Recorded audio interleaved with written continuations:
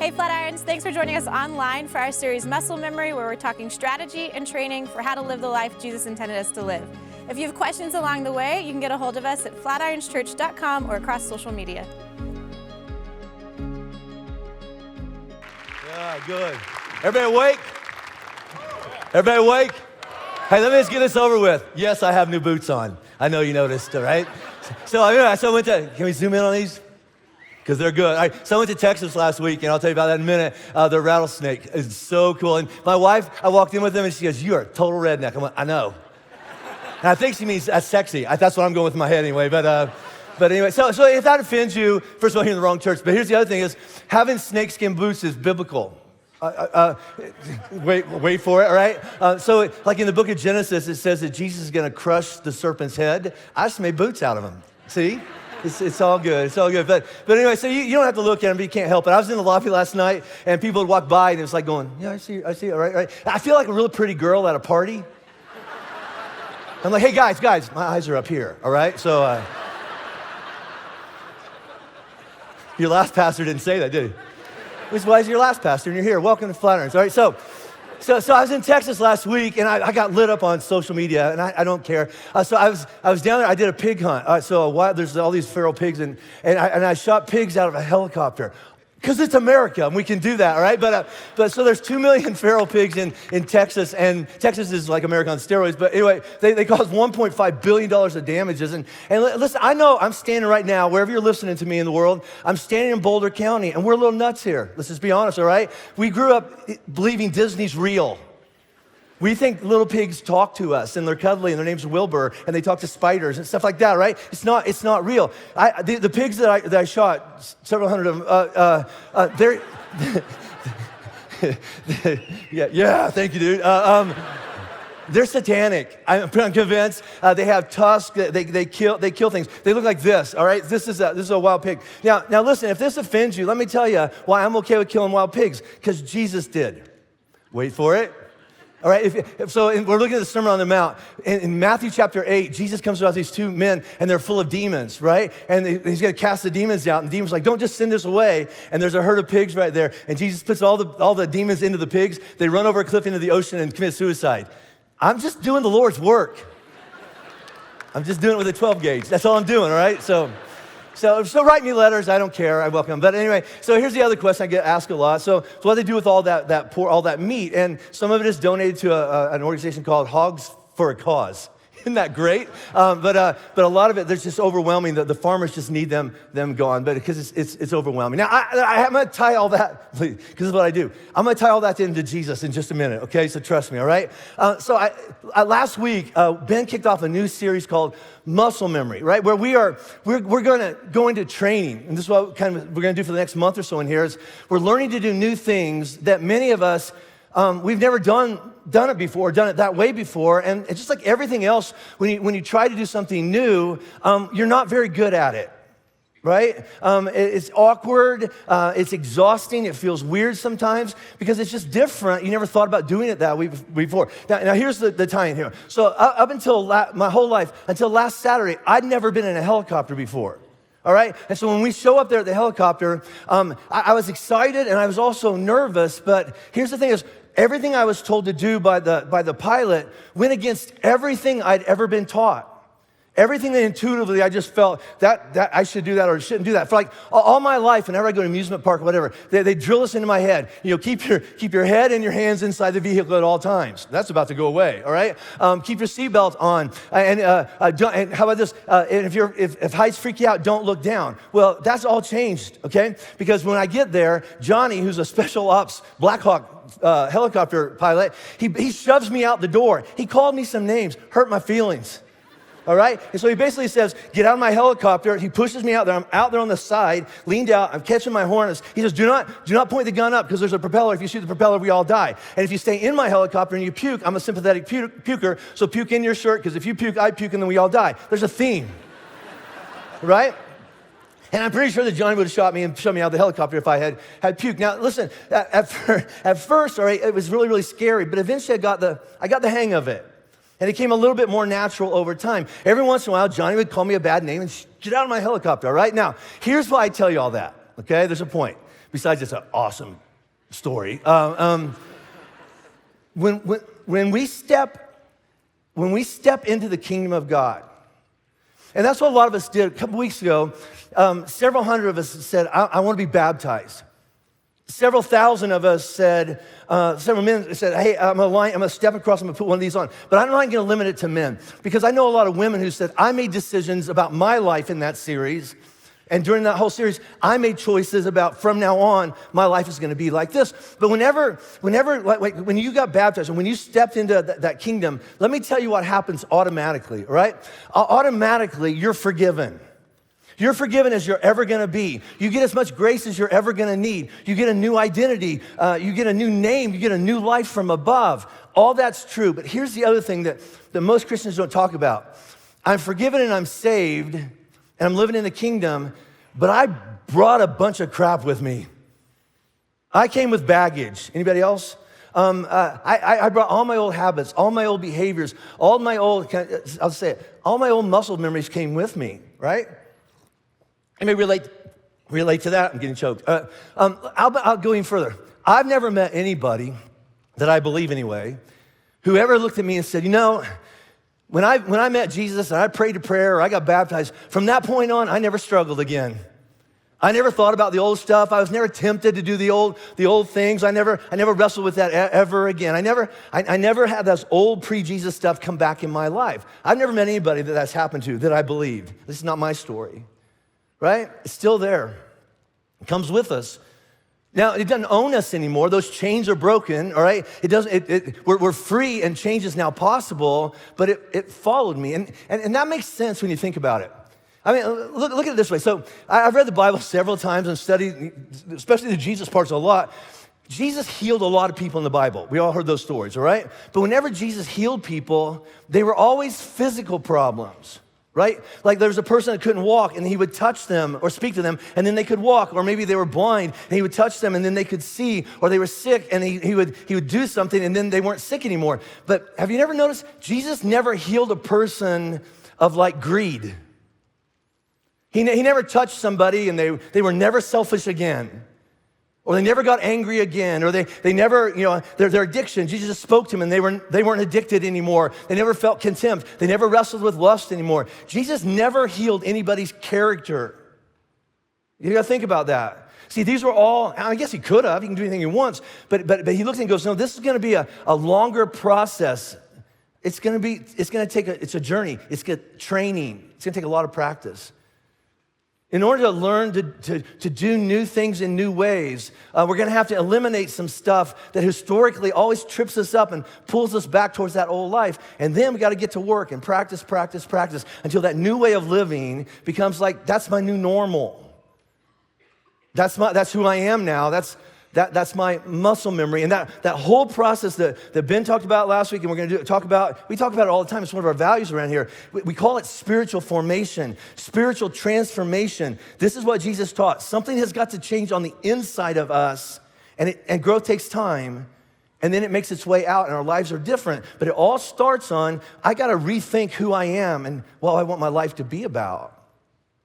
So this is all review, okay? So Ben introduced a new series, but back at Labor Day, we started working our way through the Sermon on the Mount. And here's what I want to show you is that everything that we've been doing for the last 8 months in here, it all ties together. Like last week, we looked at these 3 circles, all right? And so if you weren't here because the snow scared you, whatever. No, I'm just kidding, kind of. So take pictures. This is really good stuff Ben gave us last week. So anytime you want change in your life, it's these 3 things. You have to learn, and then you have to eliminate some stuff, and then you have to practice. And so this is what we've been calling it's spiritual formation. It's the same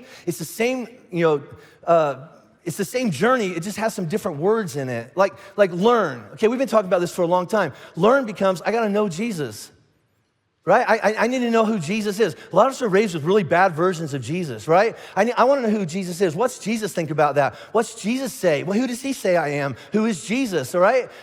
Remember this? We started this back at Easter. It's like, if this is a rope and I'm holding on to, this is my belief system. It's what life has handed me. When I think about God, this is what I think about. Remember we talked about this? When I think about, this is what I think about. When I think about marriage or money or sexuality, this is what life has handed to me, and I'm holding on to it. Or how about in the last series, when I think about this is what a man is, this is what masculinity is, this is what a husband is, whatever it is, this is what it is. And now I'm learning new stuff about Jesus and who he is and who he says I am and what he thinks about what I've been holding on to and how he really sees. And so the biblical word is I'm repenting.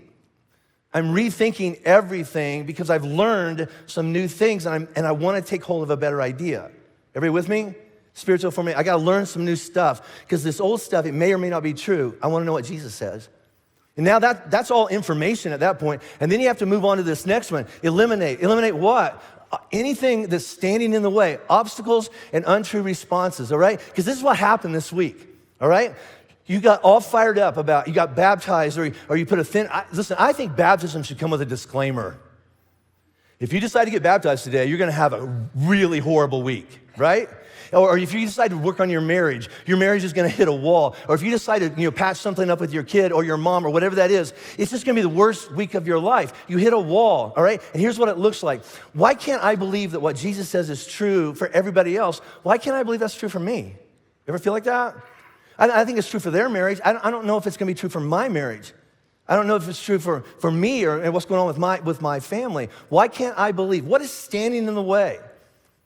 It's like Jesus says that truth is for me, but there's something saying I can't have it, right? And I'm gonna be honest with you.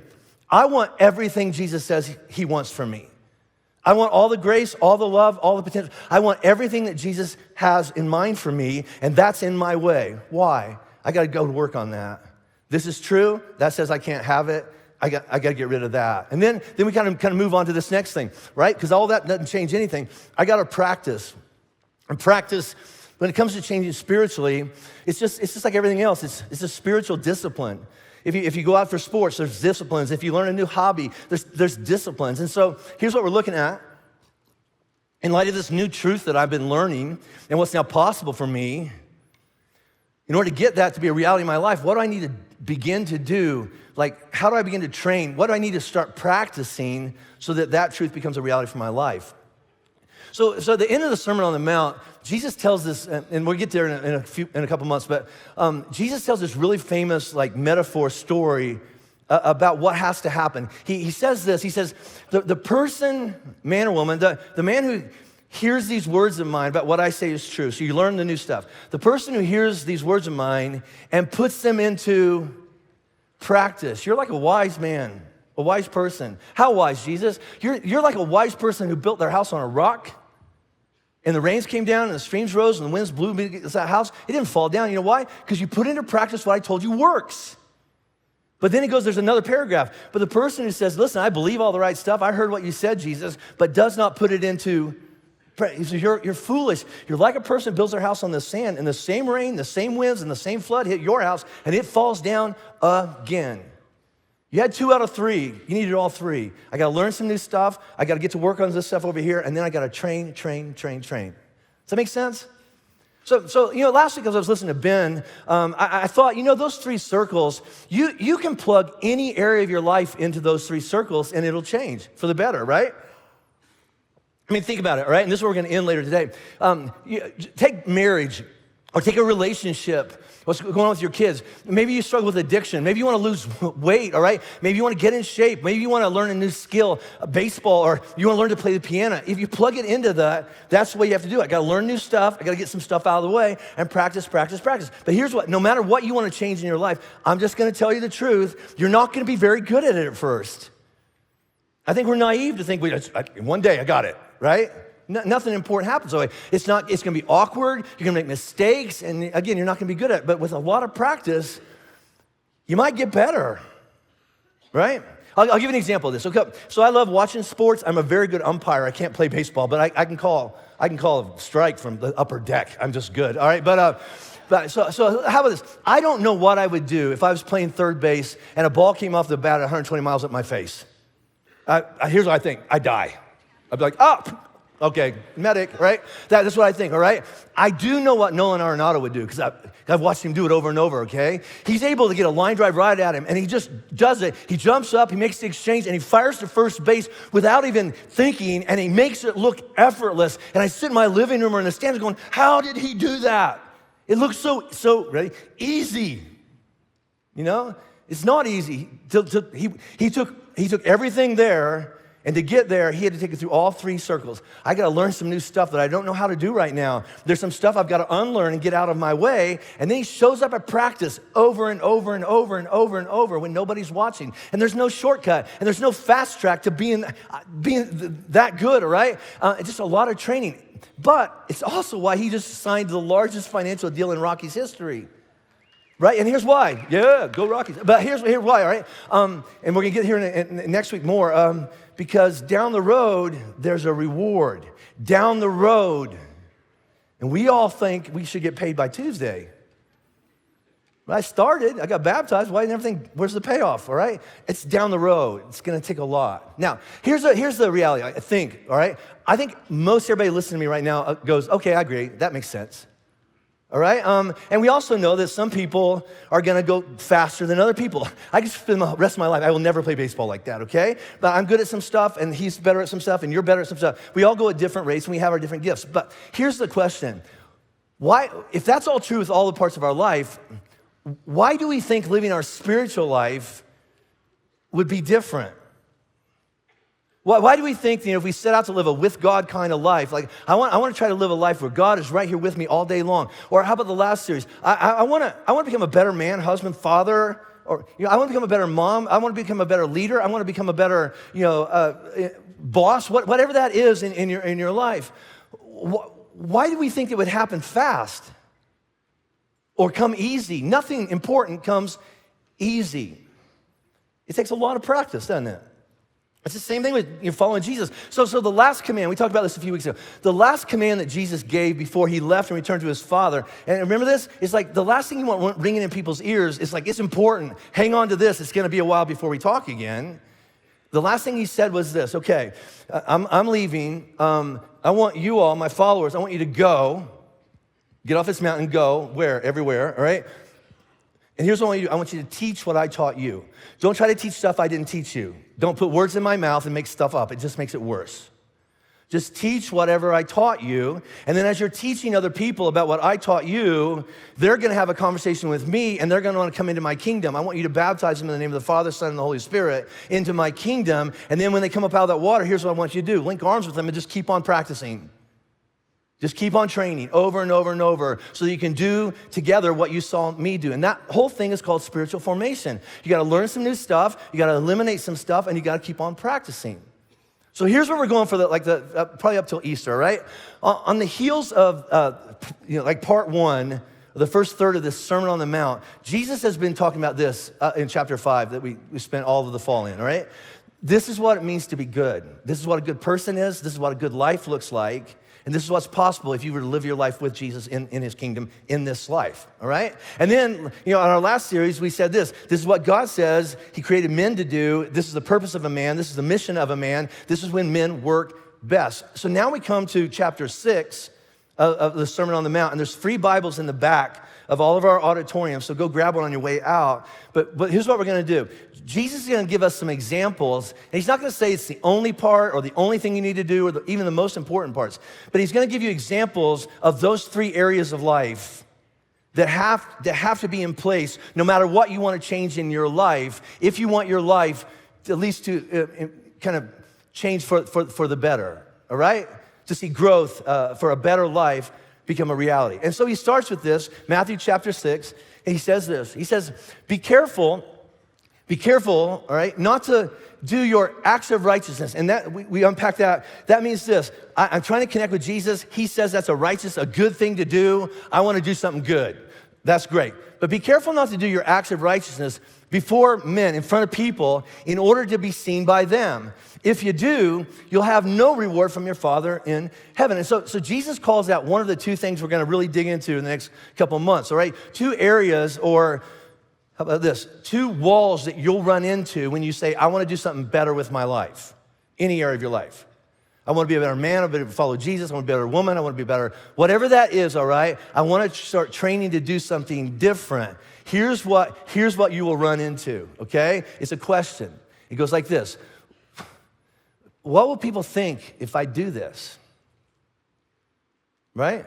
I mean, this happens all the time, right? So you say, okay, I'm going to change my life and whatever, I'm going to follow Jesus more. Let me restate that. Will people's opinion of me go up or down depending on if I do this? This is what Jesus wants me to do. I'm thinking about doing it. Will people think more of me or less of me? Will people respect me more or not respect me? So I'm trying to change my life to follow Jesus. My buddies used to invite me to go do stuff with them. If I follow Jesus now, will I not get the invitation anymore? Yeah. Here's one, all right? And this actually happens. Somebody might find out you go to that church, that big church that preaches the Bible, right? And if people find out about that, you could lose business. This is why a bunch of you took the stickers off your car. I get it. We're pretty conservative. We actually believe Jesus tells the truth. And not everybody likes that, and it might cost you some deals. I get it. But if how people might see me becomes the primary filter, and I'm not saying it's not important, but if it becomes the primary filter which causes you to do something or not do something good or righteous, something that you know Jesus wants you to do, be careful. That's what Jesus said. Be careful what you ask for, because if the reward you're looking for is I just want everybody to be okay with me, that may be all the reward you get. And then Jesus says, okay, let me give you an illustration. And every person knew the illustration he gives is a good thing to do. Now, I want to tell you this so that nobody looks at their visitor and go, I'm sorry you came today. So he uses money as an example, but this is not a money talk. That's like 3 weeks from now. All right, but today it's not. It's just the illustration. You could actually take this money out and put anything else in there, and it works. Okay, so don't freak out. Going, he wants our money. I really don't. Right? Not yet. Anyway. So here's what Jesus says. So when you give to the needy, don't announce it with trumpets, as the hypocrites do in the synagogues and on the streets, to be honored by men. And so everybody in that crowd knew exactly what Jesus was referring to, and he was referring to something that they all were like, yeah, we just don't talk about that. Because everybody agrees, giving money to a person in need, that's a good thing. You're a creepy person if you go, no, I don't want to help poor people ever, all right? It's so important, that Jesus says when you give. He doesn't say if you give. It's just understood. You help people out, right? So when you give, all right? Which is why if you went to Jerusalem, which is like the religious center of the Jewish faith, you go in this temple, and there are all these courts and different like layers until you got to the most holy part of it. But in each one of the corners, there was a money box, all right? And when you came in there, as an act of worship, you would take some money and you would put it in that box for the needy, okay? And the reason you do that is I'm trying to learn who God is, and God cares about this, and I care about God, so I care about that too. And so you would put money in that box for the needy, all right? We have blue buckets in the back. It's the same thing, all right? So here's the thing. There was this one group of people, and everybody knew about them, but nobody would talk about them, all right? Who showed up, and they wanted everybody to know not only that they gave, but they gave a lot. Right? Anybody been to that church? All right, so here's what they would do, all right? Before they would come to temple, they would go to the bank and they would take their money and say, could you change that into the smallest coin possible? It'd be like this. Let's say you were gonna give $1,000 today. Feel free, all right?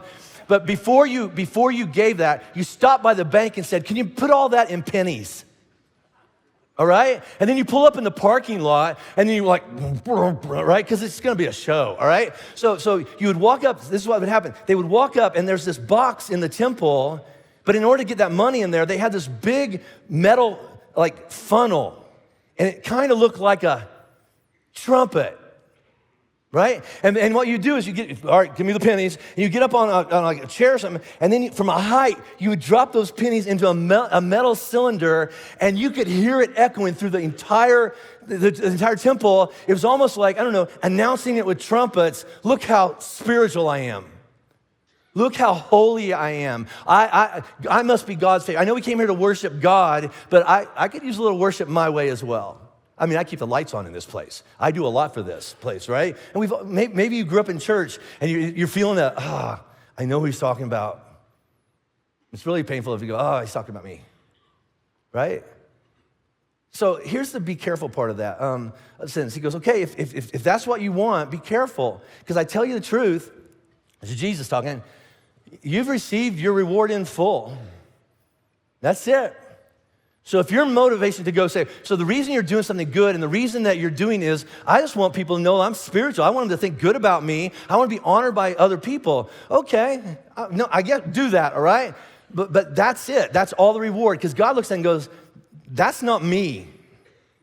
That has nothing to do with me. But if that's what you wanted, there you go. And Jesus says this, there's a better way.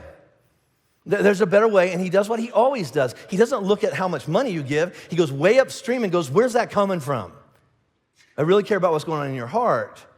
And so he says, how about this? If you're connected with me, when you give to the needy, I love this, do not let your left hand know what your right hand is doing, so that your giving may be in secret, and then your Father who sees what is done in secret, he'll reward you. Now I want to look at that. I want to clear something up. Couple of things. The first is this. What does Jesus mean when he says give in secret?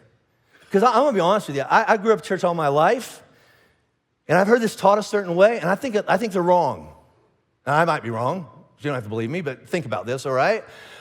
Here's what I've always been taught, that giving's in secret. Don't ever let anybody know how much money you give away. To the church, to the poor, to an organization. You go, no. Because if I let you know that, then I'll lose my reward in heaven. That can't be what it means. I've been taught that all my life. You know why? Because 2 verses later, Jesus says the same thing about prayer. And certainly, Jesus is not saying, don't let anybody know you pray. Don't ever pray in public. You just pray like in a secret.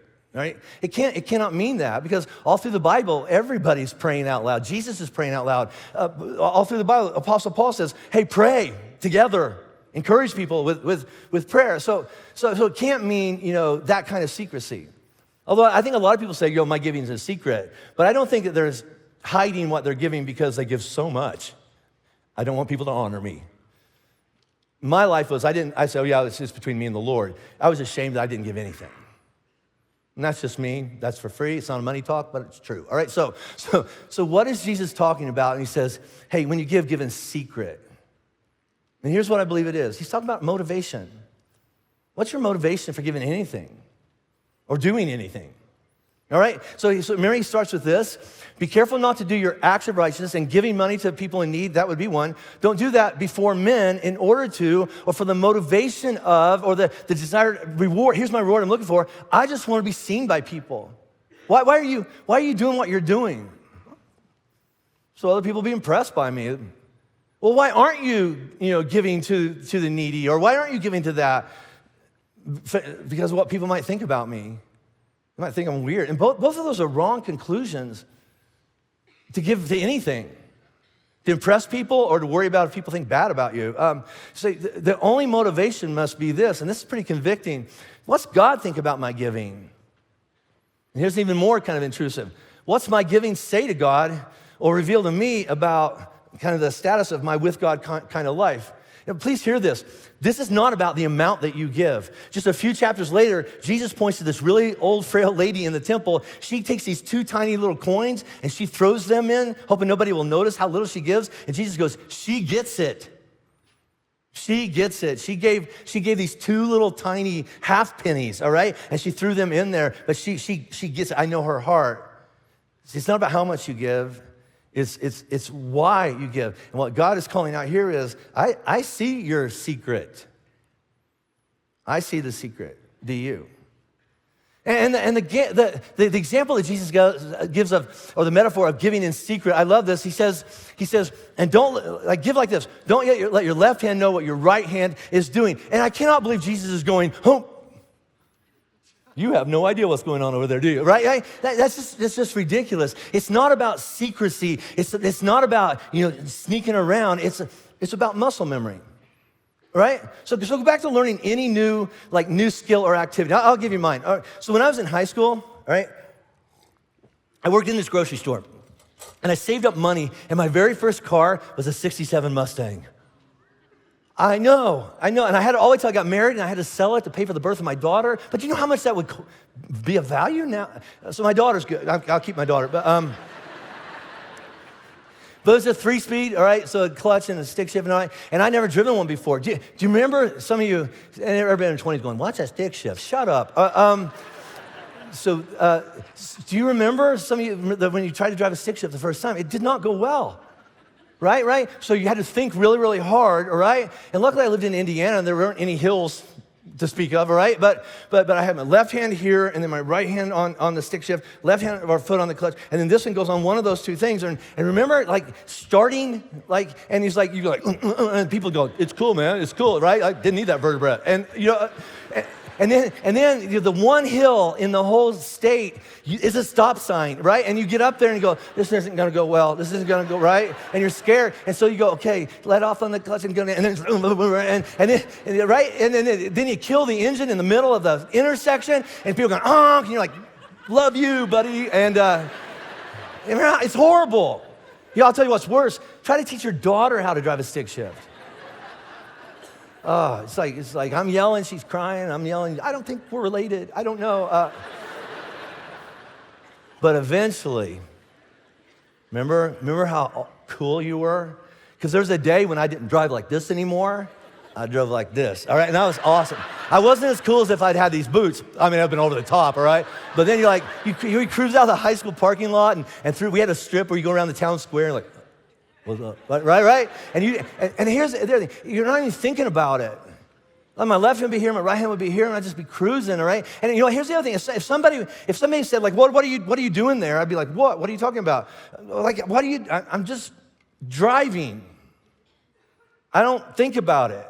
It's just what I do. And remember, this is a metaphor. I'm not talking about driving. It's just, eventually Jesus says, it's just how you live your life, right?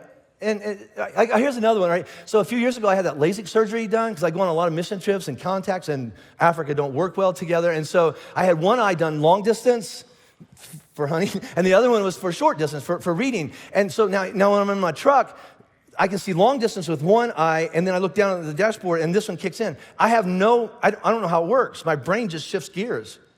It's effortless. I don't think about it. Now, at first, it was I'm kind of dizzy, but what Jesus is saying is your life can be like that with enough practice, right?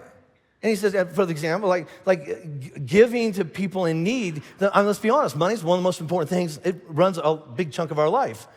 And to let go of that, let's be honest, it's kind of like your first helicopter ride. This isn't going to go well. This is scary. This doesn't feel natural. And people are going to look and go, why are you doing stupid stuff like that? I get it. But eventually, it just becomes muscle memory. And people look at you and go, so what did you do at Christmas? We gave $600,000 to felons and their families. Why? And then a month ago, and what did you do in the West End? We had a whole fundraising thing for police officers and their families. How? I don't know. And then you gave a bunch of cars away? Yeah.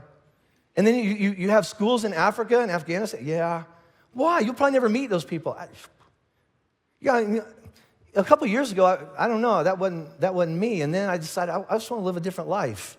And it felt weird and awkward, and people in my family didn't get it at all. And now it's just like it's an expression of the kind of person I am. I'm just trying to become more like the same kind of person Jesus is, right? And giving is just one example.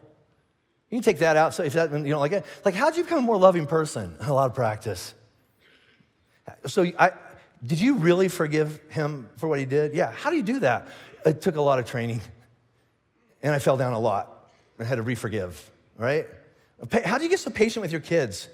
A lot of practice, right? Hey, here's one. So you come here a while, and then you're going to go out to dinner with your buddies, and this is what somebody's going to look at you and go, dude, what happened to you? I knew you in college.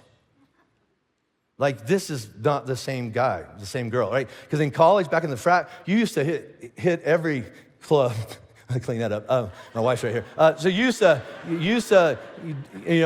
had 50 girlfriends, and how long have you been with her? 15 years. How did you become a faithful husband? It took a lot of training, and a lot of correction, and a lot of mistakes, and a lot of patience, and a lot of love, and a lot of forgiveness, and a lot of effort. And now, you know what? I'm kind of at a part of my life where what you're talking about, I don't even remember that person. I don't think about if I should go home. It's just who I am. Is that connecting? Oh, so I'm gonna stop here. We're gonna pick up next week, all right? But here's something I want to go back and I want to point out really, really quick that we may or may not, kind of picked up on, is that whenever Jesus says about changing in your life, the progression always goes the same way. You got to learn new things and then eliminate some things that stand in the way, and then you get to work doing some stuff. But in chapter 6, he starts with doing stuff.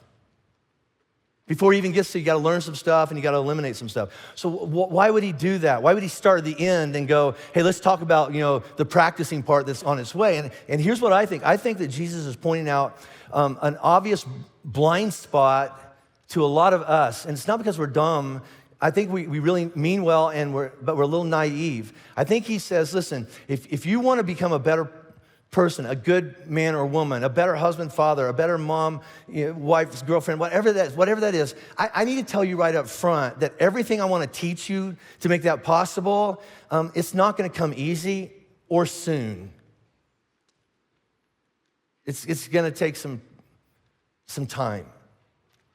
If you really want to see your life change for the better, it's going to take a lot of hard work. And I just want to tell you that up front before I want to teach anything new or actually look at maybe eliminating some stuff out of your life. And along the way, here's what's going to happen. This is what happened when some of us got baptized or stepped across that thin red line.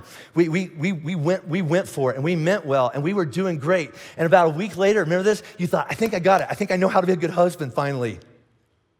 And then it was pointed out to you that you don't, right? Or I know how to be a good dad, or I know how to be a good friend, or I know how to be a good, mom, whatever that is, and you think you did it, and then just when you thought it was all going well, it just all blew up, and your response was, I can't do this. I don't know what I was thinking to even try. Ever been there? Why even try anymore? I think this is the number one, like we talked about, a specific scheme formed against you from Satan. Here's what I think Satan does. I think he lets us get our hopes up. He's evil, man. He's like, you want a couple wins under your belt? So you're feeling good, and you're going, okay, I got this husband thing down. I got this boyfriend thing down. I think I got this, whatever part down. I'm doing well. I'll get your hopes up. And then here comes a 120-mile fastball at your face, and you weren't ready for it, and it took you out, and you crawled into the dugout and said, I see. Why even try? And you go back to your old ways. So let me leave you with some truths, and then here's a homework assignment, and then we'll get out of here, okay? This is a good, take a picture time, all right? You can't earn your way into a good with God kind of life. You cannot earn your way into forgiveness. You can't earn God's love. You can't earn salvation. You can't do anything that's gonna make Jesus look at you and go, okay, you can come into my kingdom. You can't do anything, right? It's all grace. We're saved by grace. Jesus already did it all for us, and we just accept it and step into it, okay? So we don't work hard in order to be saved or be loved or be forgiven. We just accept it. It's all grace. Everybody got that? Now here's the part, because usually we stop there, and this is why it all falls apart so many times. Here's the second part of that. Grace is opposed to earning, all right? Grace says, don't try to earn my forgiveness. Don't try to earn my love. Don't try to earn the kingdom, all right? So it's opposed to earning. You cannot earn it. But grace is not opposed to what? Effort. You got to work, not to be saved, to change. Right? And I think we're really naive. We sit on the couch and go, I prayed a prayer and I asked Jesus to change my marriage and nothing's changed. Why? Because you're sitting on the couch with Doritos, right? Watching really horrible stuff on TV. And you're wondering why your relationships are all falling apart. The grace is all there. What's your part?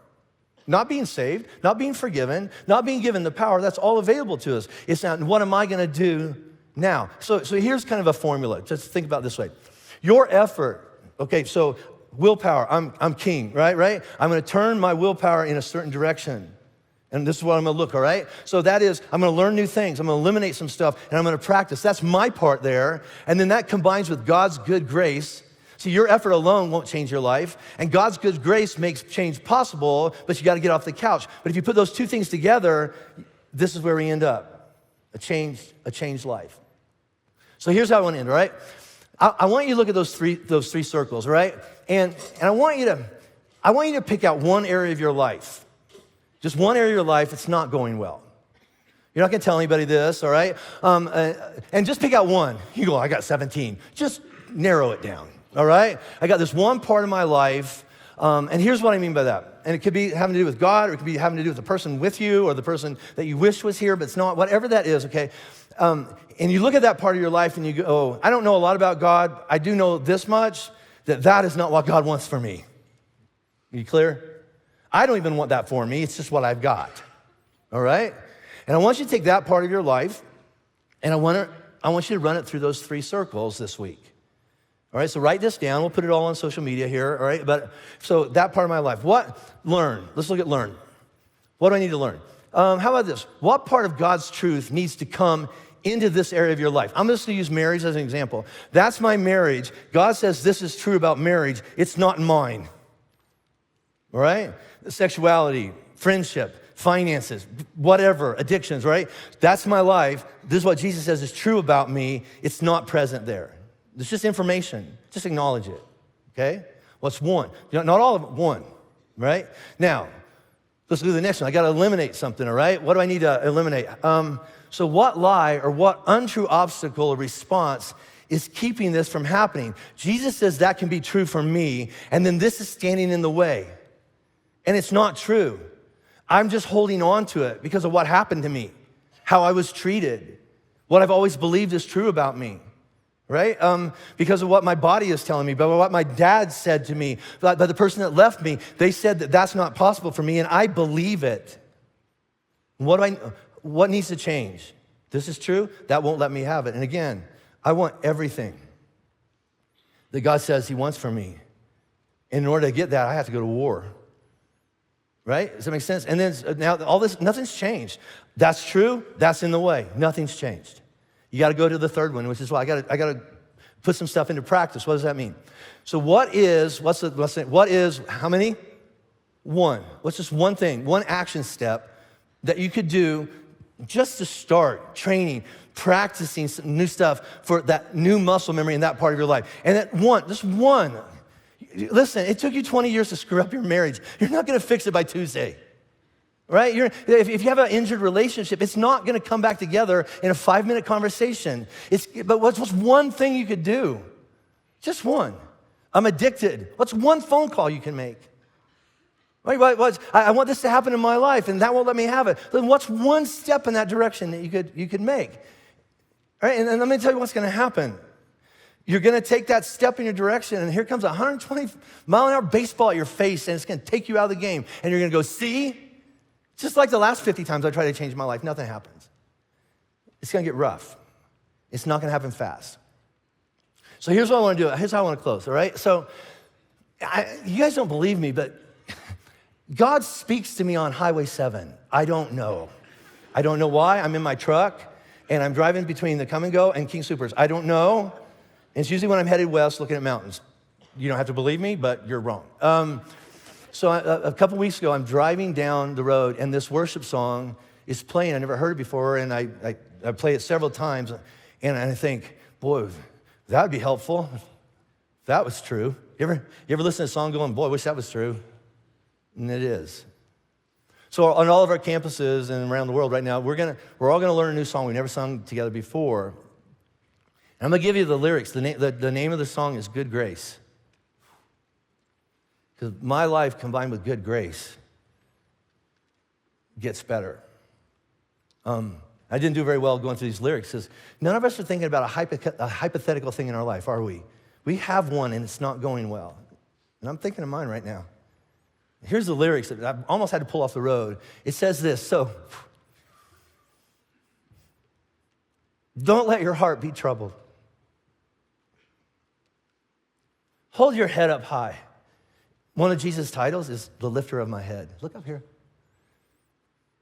Fear no evil. Fix your eyes on this one truth. And whether you believe it or not, it's true. God is madly in love with you, so take courage. Hold on. Be strong. Remember where your help comes from. It's Jesus. So you're going to get knocked down hard. And you want to crawl off the field and back into your hole, back into that dugout and say, that's all I ever get. No. My strength comes from the Lord, and it's going to take training. And you're not going to be very good at it for a while. But with enough time, our life can change. Amen? Let's stand up. I'm going to pray, and then we'll all learn this amazing song. I'm on time. Right? Thank you. You're like, oh, it's about dang time. Right? And I'll be out in the lobby if you want to see my boots later. I'm going to pray, and then we're going to sing this song together. The last part of the song is better than anything I've said today.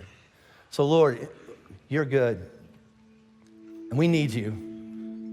And that's not a confession of we're bad, horrible people or we're weak. Sometimes I feel like that. You look at me and you say, I declare you good. I declare you my child. I see potential in your life, but we got to get to work. Because the things you don't even believe are true about you, Jesus says he still believes is true about us. But it's going to take some time. We got to learn something new, get rid of some lies. And then if you'll teach us and coach us and encourage us and give us strength to get back up when we don't do it right, maybe that promise you give us could actually become a reality in our life, that things can change for the better. And we want it. And so we claim it. We want everything you have for us. And we pray all this in the good name of Jesus. Amen.